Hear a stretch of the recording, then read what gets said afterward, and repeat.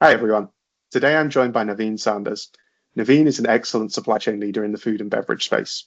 Most recently, he was the Global Chief Supply Chain Officer at Coffee Bean and Tea Leaf, leading their global supply chain across 1,200 locations in 24 countries. Prior to this, he has held senior leadership positions at a number of other food and beverage businesses across Asia. Naveen, thank you so much for joining me. My pleasure, Sam. First things first, could you just tell everyone a little bit about yourself and your career journey so far? Certainly, Sam. I'm coming on the end of my third decade in the food and beverage business. It does make me feel a little ancient when I put it that way. That being said, almost all of the 28 years of mine has been in the food and beverage space. I started my early years in the food manufacturing and food processing side of the business. Very passionate, very hands-on. I was just fresh out of hotel school, hotel and culinary school, and I really enjoyed, being close to the product, being part of the innovation team, and then the production team of a company back in India. Following which, I was able to then, in 2 years, move into the QSR industry. From the seller, I was now the buyer. And it gave me an interesting perspective from both sides of the table. What does it take to sell a product to the food and beverage industry, and what it takes to identify potential suppliers and make sure the entire value chain is completed, so to speak. I took a break to upskill myself. I really think upskilling from time to time is very important in this business. I was very fortunate to be given a grant scholarship to go to the US, and I did my baking science and tech. And I was a certified baker from the American Institute of Baking. I was also able to work in Saudi Arabia at one of the highly advanced bakeries of that time, fully automated, sensor-based manufacturing process, very high-scale industrial bakery. Had a wonderful year there. I was quite young. Culturally, Saudi Arabia can be a bit much, especially coming in straight from the US. So I decided to come back to India, and I again joined the QSR business at that time as the head of innovation, linked to supply chain in some way, but more importantly, again, my passion being close to the product, it really keeps me going. It keeps me energized. So I was a new product development manager for a pizza company. It was a domestic brand, but we had a very enterprising, very inspirational CEO who was able to, literally carve out 75% of the pizza space for a local homegrown chain. Quite the achievement, Sam. As I progressed in my journey, the scope expanded. I was now taking care of commissaries, which is basically American speak for a place where you can consolidate, you can manufacture, and make sure that products gets into the stores across the system. A very interesting transition and expansion of my overall scope of work. I, from a single city, was now managing the entire country. We were just about 100 stores at that time. Got to learn more about logistics, warehousing, and distribution. A very nascent stage. I'm talking about early 2000s here. So technology, ERP was just a thing, and we were getting into the weeds of how to create an efficient supply network and be an enabler for a company that is starting up and growing and having aspirations to expand. Very often you'll find founders and senior leaders who basically have a fantastic idea, but they often are not sure why they are unable to scale. And that's where supply chain goes beyond just being a supporting function. It actually gets into a business enabler role where you're able to sit with the leadership team and then ask them what the pain points are when it comes to expanding the brand, and how supply chain can be a key enabler and pretty much a turning point for the organization to understand exactly full scope.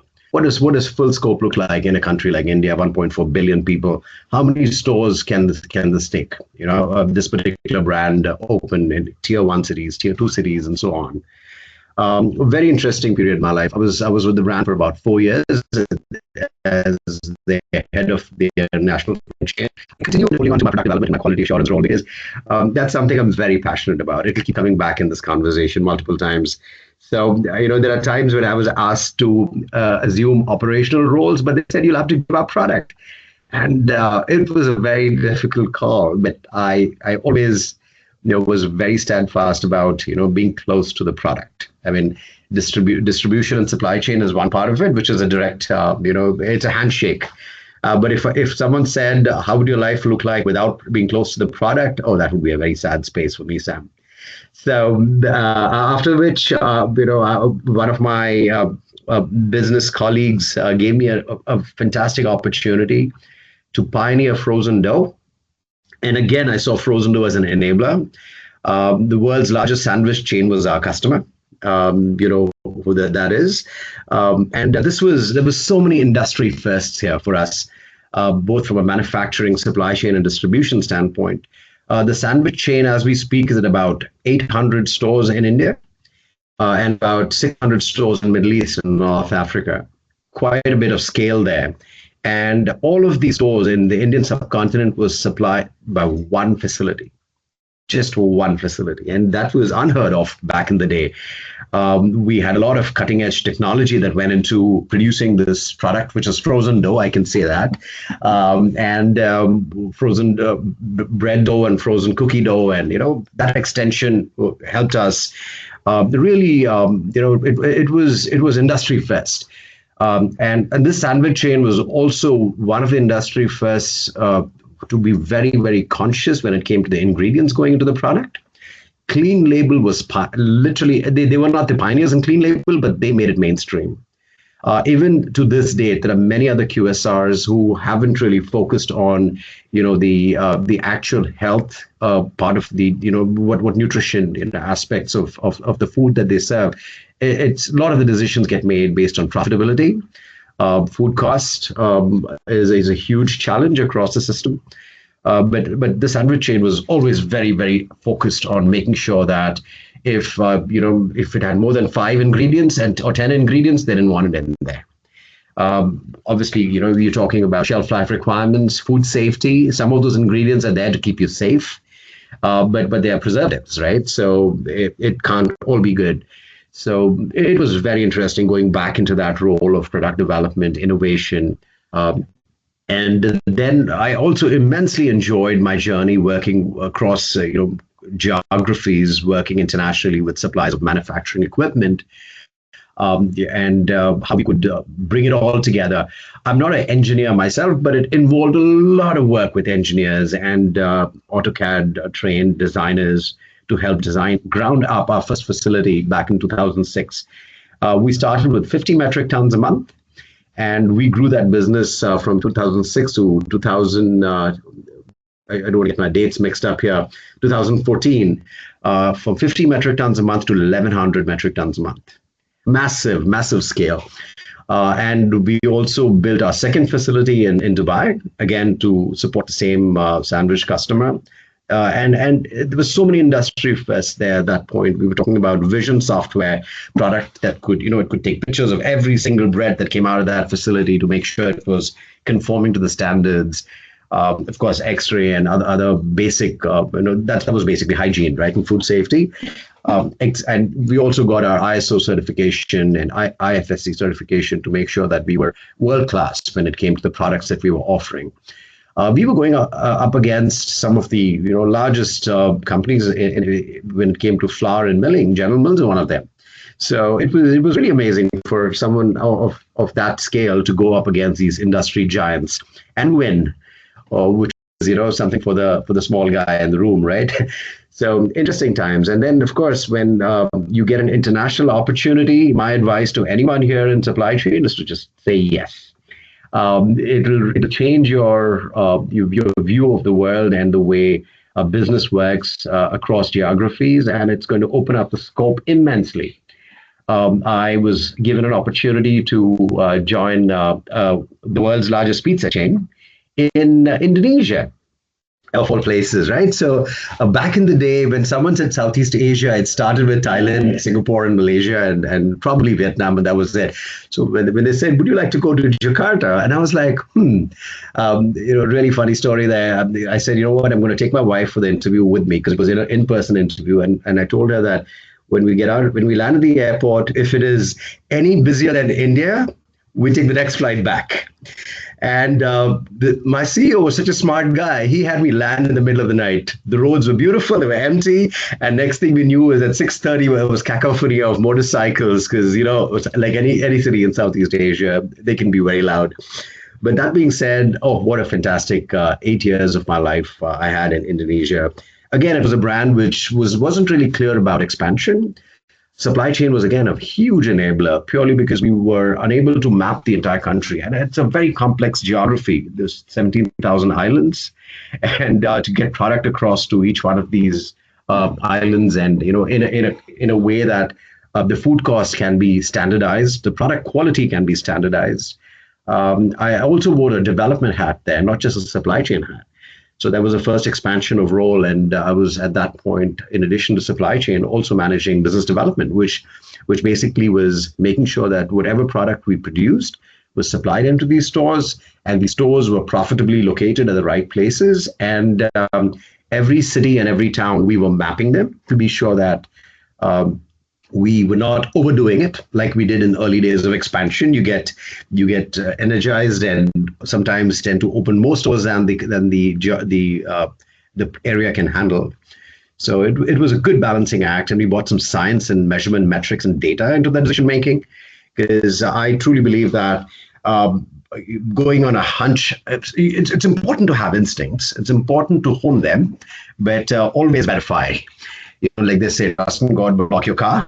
So it's important to always do a double check on the decisions based on sound data. A fantastic period where I was learning to work with a completely new culture. I mean, working with Indonesian people is very different. They're very gentle. They're very genuine people, but you cannot raise your voice. You cannot, culturally, you have to be very aware and with sensitivities. And it's also the largest Muslim country in the world, and the fifth largest country in the world too. Many of these metrics are not, easily digestible. When you say fifth largest country in the world, Indonesia doesn't come to mind, but they are.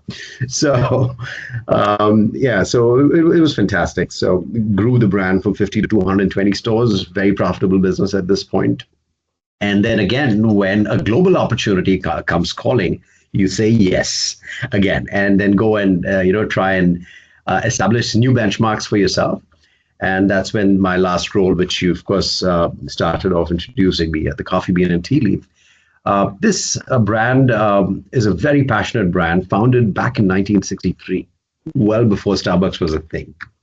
They invented the ice-blended beverages well before Frappuccino ever existed. So there were so many industry firsts, and we also have one of the most robust tea platforms out there. The ingredients are sourced from small farms and individual growers, and they're so seasonal that from a supply chain perspective, it can absolutely be a nightmare, because you have only a very limited volume of this particular tea available and only 3 months of the year. So your sales and operations planning, S&OP process, needs to be so refined and evolved that you actually can work across the 24 countries we operate in, understand their marketing calendar, which is like a rolling 18-month marketing calendar. Make sure that you align every single market across these 24 countries, and align them all to source that tea from a very short 3-month growing window. Extremely complex, extremely challenging. And, we also were largely preservative free and, very clean label in all our ingredients. And how do you ensure that it's the product is safe, you free of foreign matter, debris, pests, and because tea is a natural product, and there's little or no heat treatment that happens to kill any of the pests. So to be, having such clean room, high standard environments where you would produce and manufacture these products was a learning curve for all of us. Again, you got to simplify. Sometimes the product line range can be too long, too wide. We went from 80 SKUs to 41 SKUs, and we continued refining the process to be sure that we were again best in class, but not overdoing the range, to the extent where supply chain was simply not tenable and feasible. Supply chain network design was another major win for us, where we went back and audited every single source and origin from where we were buying our coffee. We had 11 origins of coffee.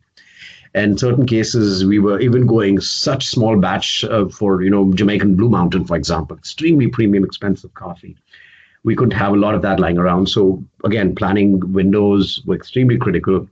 So the whole supply chain network design basically was an end-to-end audit of the process, sourcing, pricing, vendor performance, customs. We all know what's happening to the custom duty and the tariff trade wars at this point globally. Just one switch on your sourcing could mean millions of dollars. Where you're buying your coffee from, for example, right? And also coffee saw during my period at the Coffee Bean, we were at a 47-year high of coffee when it came to commodity pricing. It was unreal, the kind of volatility that we saw in the period that was 2022 to 2025. Prices went up 200% in a very short span of time. And how do you manage stakeholder concerns? How do you manage the anxiety that would surround these board meetings where the leadership is extremely concerned on whether or not we have it, we have a grip on the situation? And basically, we then have to go about making sure that we don't run out. We have the coffee from all those 11 sources. We're not costing the company money. And what's our contingency in case this is an upward slope which keeps increasing? If the 200% was landing at 300%, what would we do then? So from a leadership standpoint, the board would always like us to have a very clear strategic thought process in how we would do our entire global sourcing. Global strategic sourcing was another piece where we had a senior director in my team who was looking at commodities every day. He was looking at future global trends. He was looking at emerging markets for where we could source product from. Cocoa was, again, something which was critical in the period. Also, a lot of volatility, shortages. There was disease in certain strains of cocoa, which, again, put us all at a fair bit of risks when it came to supply continuity. So at this time, I'll take a pause, Sam, and I'll let you, tell me if, we would like to kind of continue this discussion or take a different note or approach to this. No, absolutely. Thank you for the introduction and a really good overview. I think one thing I'd be keen to dive into there that you touched on a few times is taking those international opportunities earlier in your career. How do you feel those international assignments help to develop your experience and your leadership style to then move into that global role, especially considering your global role was based out of Singapore, but did oversee a full global remit? Right. I'd like to take a step back and to answer this question holistically. I want to also share the personal questions and decisions, especially when you're moving around with a young family. My son just graduated high school and he's going on to study his computer science in Canada. My daughter is just entering high school, extremely critical phase in her life. Times like this, we have to be so mindful of balancing our career aspirations and at the same time providing stability to our families. I have always chosen the people I work with after careful deliberation that the opportunity that has been provided is not only something that I can deliver, but also make sure that the tenure is significant enough, 5 to 8 years at least, at my leadership position is fair. I mean, for someone who's younger, probably at least a 2 to 3 year commitment would be, a basic must-have.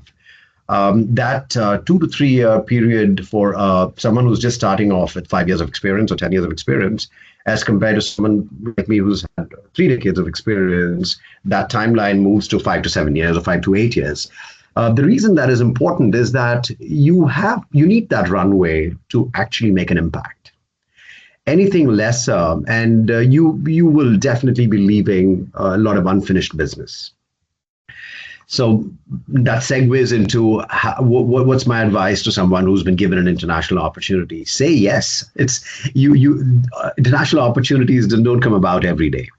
So if someone's giving you an opportunity, take it, and then learn on how to deliver, and you will, because you obviously got the job out of merit. You had the prerequisites which made you the most suitable candidate for that job. And working across geographies, across cultures, across time zones, it's definitely challenging at first. And then you throw in, a legacy business like we had, where you've had people who were with the company for 27 years, who understand the DNA of the brand better than no one else. And you need to be very respectful of that. And also at that point, you are trying to, work alongside them, irrespective of your seniority. Empathy plays a huge role here. I think if you do not really understand what they have gone through in the last 27 years that they've been with the firm, first of all, kudos to them for showing how loyal they were. And they've clearly displayed partnership and long-term commitment, which 27 years is almost an entire career in certain people's case, right? So I think that was a very important skill and trait, being a good listener. Don't be quick to jump into conclusions or make up your mind about how things are. Be flexible, and as a leader, you will make mistakes. However, meticulous or calculated your decisions are, things will go wrong. You need maturity to make sure that you pause, admit that we could have done better, and set in place enough steps and enough checks and balances to be sure that that mistake doesn't get repeated. Because if you repeat the same error over and over again, you've obviously not been tackling the problem the way it should have. So it's a huge learning curve, and it'll completely up your game when you accept an international opportunity. And it's a definite yes to anyone, and be open. Be open. I mean, I've had people who've been extremely concerned about how certain cultures or how certain parts of the world expect expats or executives to behave and operate. So hey, and try and learn the language. If it's a country where Bahasa Indonesia is spoken, I had a tutor come in and teach me how to speak at least elementary level, and I'm at the moment I would say my proficiency is intermediate in both spoken and written Bahasa. And guess what? Bahasa Melayu and Bahasa Indonesia are very similar. So now I all of a sudden have the skills to work in Malaysia, because now I can speak Bahasa Melayu as well. Mandarin is, of course, on my list. I definitely have to. I mean, was it like half the world's population which speaks Mandarin, right? So close to that, or in some dialect or the other. I mean, I could be wrong with that numbers, but it's a significant number. So I definitely suggest getting your language skills up there as well to some extent. It'll definitely be a big help. No, brilliant. No, I agree. I think, having spent a few years working abroad and now myself being in a global role, it's one thing to have Zoom calls. It's one thing to do business trips. It's a very different thing to live and breathe in a country for multiple years. And I think, when I speak to people who have reached C-suite roles, very often that is a key differentiator in their experiences.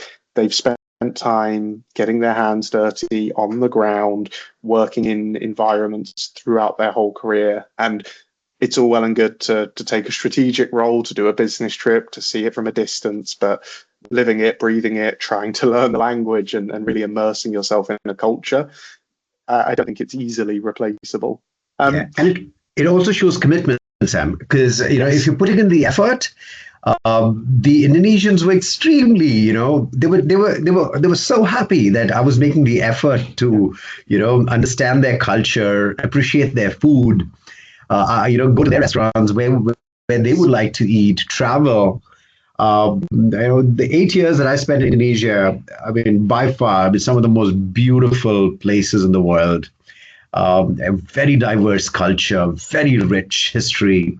The similarities between India and Indonesia also completely mind blowing. There's so many common words. Absolutely fell in love with that country. No, amazing. If we were to look at someone who is sort of a little bit earlier in their career, what advice would you give to that person to sort of help them make the most out of their career in supply chain? Yeah, so supply chain is quite diverse, right? I mean, you could start with strategic sourcing. There's sales and operations planning. There's a quality assurance aspect to it, which basically helps you identify or screen your suppliers to make sure that you're only working with people who share your sentiments and your principles on how to engage. And you also have your end-to-end logistics bit. You will also be at times asked to try and assess if the organization is ready for a 3PL operation, or if you are even ready for a 4PL operation. So definitely take a look at the entire supply chain end to end and try to understand where your niche is, what you're passionate about. Because this thing about really loving what you do is so important to be successful. If you only look at it as a job that you want to be good at, but you're not willing to put skin in the game and learn everything that you need to do well at your job, without passion, it's a harder path to take. And our first advice would be to understand in the entire scope of supply chain of like I said, mentioned strategic sourcing, sales and operations planning, logistics, customer service is a part of supply chain as well, to make sure that internal stakeholders are fully satisfied with the service that you're providing, because every store you deliver is an internal customer. If you like to interact with people, customer service within supply chain is again an exceptionally engaging field.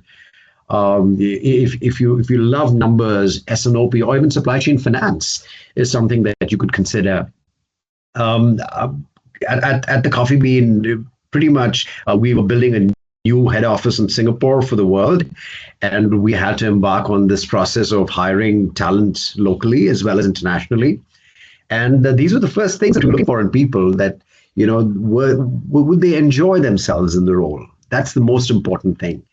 If it's just another job, frankly, it's taking the joy out of it, right? So you really have to love what you do.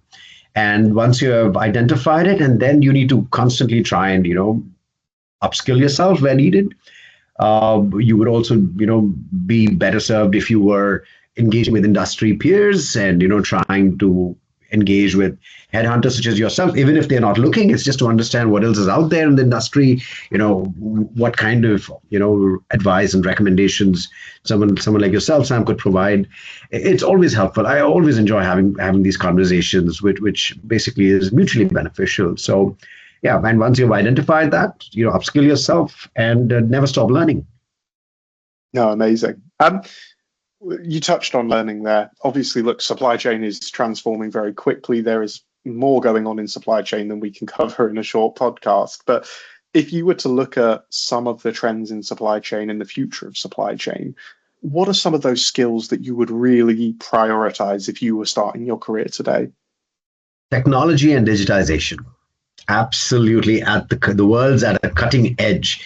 And I think we haven't heard anything yet about AI, because it is going to transform the way we work in ways that many of the positions that we have now, I don't want to use the R word, redundancy, but it's definitely time to pause and make sure that we understand how we can work alongside technology, and make sure that our supply chain is future ready.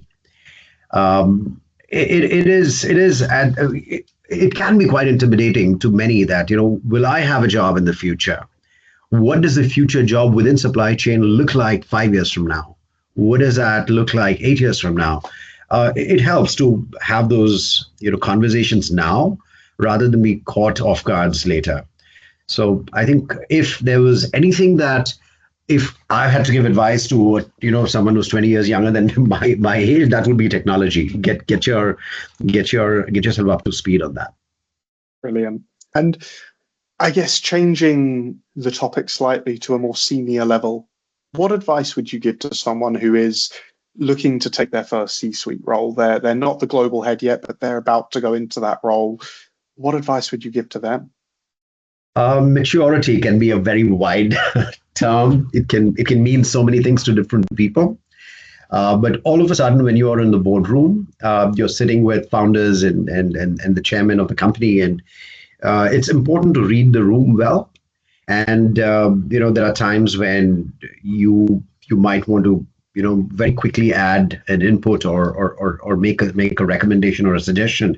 My advice would be to pause, to listen, and try and understand the various ways that particular situation could be approached before being impulsive. And I'm guilty, like everyone else, to wanting to be the first person to answer the question, because simply you're passionate about it, simply you think you have the answer, you've already read the deck, and you know exactly which direction the conversation should be going.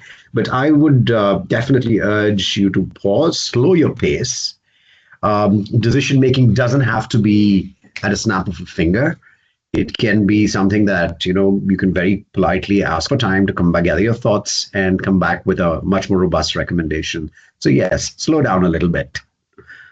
I love that answer, because I think not only in a board setting, but just across so many different settings, I advise people when they interview, don't rush your answer.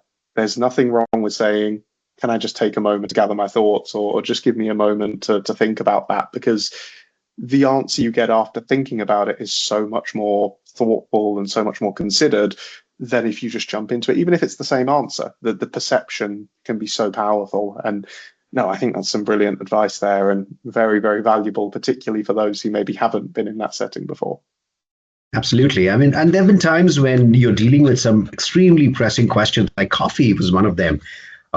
We definitely were in unprecedented times with the direction coffee had taken, both from an availability standpoint as well as the commodity volatility and pricing. How would I give confidence to the board that we had this? We knew exactly what we were doing. We were not, just floundering away trying to figure our way as we went. We knew what we were doing. We had a strategy in place. We had a contingency plan in place. To be able to sit in a board meeting, and some of these board meetings, you will be sweating because those questions are coming hard and fast. And, I'm not saying that they're trying to upset your balance or center, but they are genuinely concerned, and they should be, right? We're talking about a multi-million-dollar business. So hundreds of thousands of, decisions are made, and, you really have to kind of be clear that you have the best interest in the company's best interest in mind, and your direction is well thought of, and just to rest assured that we have this. Yeah, brilliant. Naveen, thank you. I think there's some really, really valuable advice in there. So I really appreciate you taking the time, and thank you for joining me. I absolutely enjoyed having this conversation, Sam. Anytime for you. Thank you so much. Absolutely.